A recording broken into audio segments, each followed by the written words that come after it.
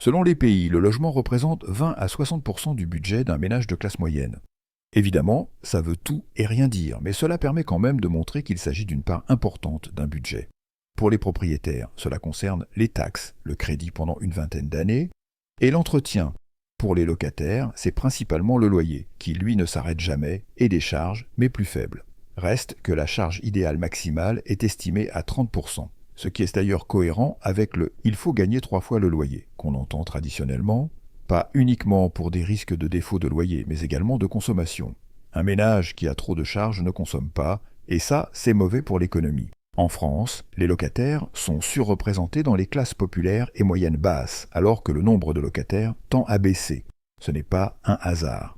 Même si beaucoup, qui ont un conflit d'intérêts à le dire, expliquent qu'il vaut mieux investir dans le locatif que dans sa résidence principale, la résidence principale représente 83% du patrimoine des ménages en moyenne. C'est grâce à ça que beaucoup arrivent à vivre à la retraite, non parce qu'ils ont un revenu complémentaire, mais parce que leur logement est payé et que c'est une nette baisse des charges mensuelles. Coucou, taxe foncière.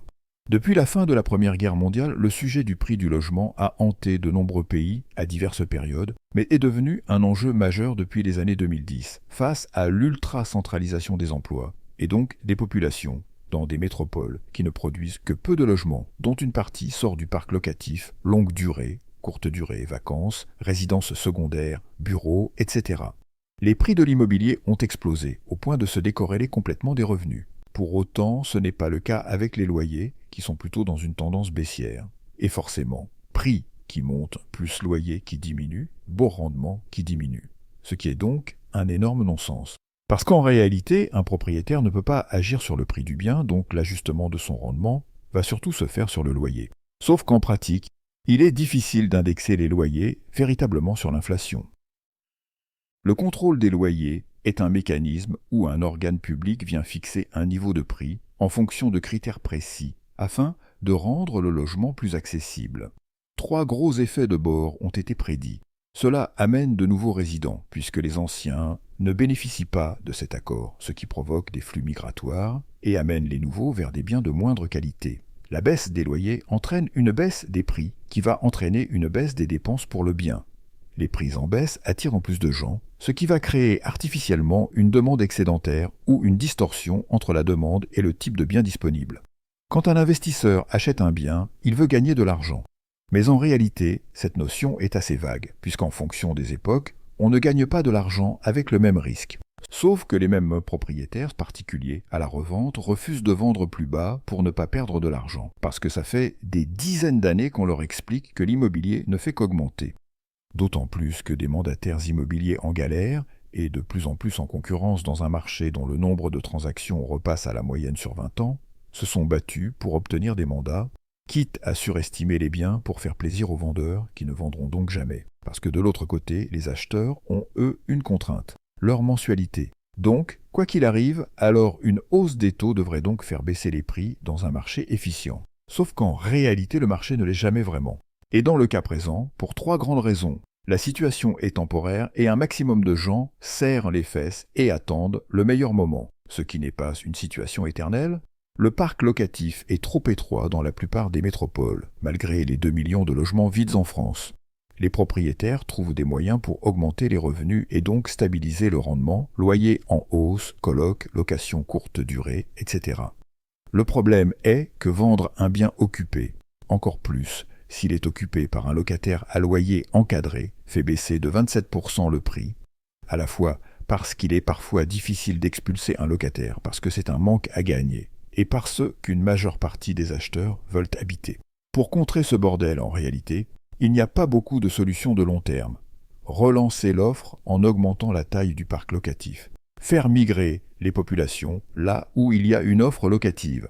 Mais vu qu'aucun gouvernement n'est capable de se projeter sur une vraie politique de territoire, et que chacun ne pense qu'à sa prochaine élection, ce sont des mesurettes temporaires qui sont à chaque fois mises en place. Normalement, le rôle des politiques du logement, c'est de fournir des logements abordables, décents et durables aux populations selon une définition couramment admise. Pour cela, les États ont pas mal d'outils à disposition. En France, le plus courant, c'est de booster les ventes. En filant des aides dans tous les sens, baisse des droits de mutation, baisse de la TVA, prêt à taux zéro, etc. Sauf que ça, la totalité des études montre que c'est de la merde. Ça ne fait que augmenter les marges et prix et ça n'a pas le moindre impact sur les ménages. Moins une aide est ciblée, plus elle concerne de monde et moins elle est utile. C'est très vrai pour la TVA et forcément dans une moindre mesure pour les APL. Enfin, il reste une solution radicale quand un marché ne fait pas ce qu'on voudrait qu'il fasse. L'obliger à le faire. Et donc, encadrer les loyers. Pour qu'un encadrement des loyers ou que n'importe quelle mesure soit efficace, il faut qu'elle soit appliquée, logique et comprise, réprimandée en cas de non-respect, et dans la durée. Parce qu'en vrai, tu n'as pas 30 solutions. Soit tu adaptes ton bien à la réglementation, travaux, baisse de loyer, etc. Et ça te coûte, mais tu gardes des revenus. Soit tu ne le loues pas, et ça ne te coûte rien, mais tu perds tous tes revenus. Soit tu vends, avec plus ou moins value en fonction de ton opération. Sauf que personne ne va préférer garder un actif mort pendant 10 ans. Le marché en chiffres. Fin octobre, Price Hubble a sorti une étude sur le marché français. L'idée était de voir si, pas les loyers avaient baissé, le volume d'annonces avait baissé. A l'inverse, à Paris, les prix sont fixés selon la localisation et les prestations sans prendre en compte le DPE, qui a pourtant un impact fort pour le locataire. On aurait pu imaginer autoriser des déplafonnements progressifs selon le DPE. Quand un investisseur achète un bien, il veut un rendement. Par exemple, avec un taux à 1%, un prêt permet d'emprunter 220 000 € avec une mensualité fixe.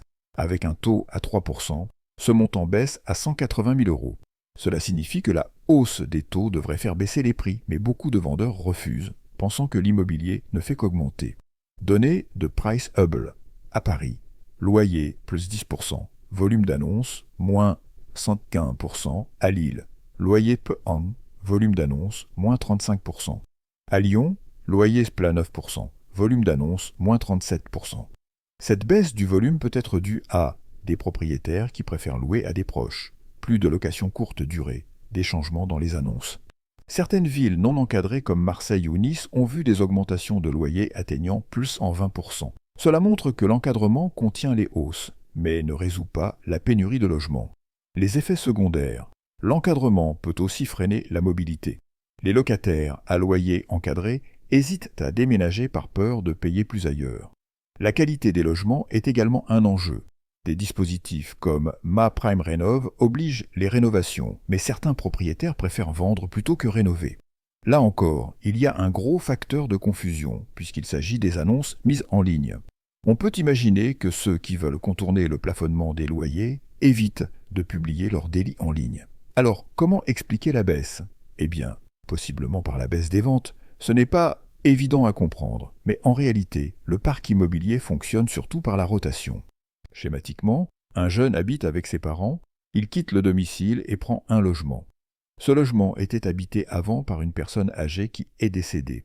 Les dynamiques ont changé.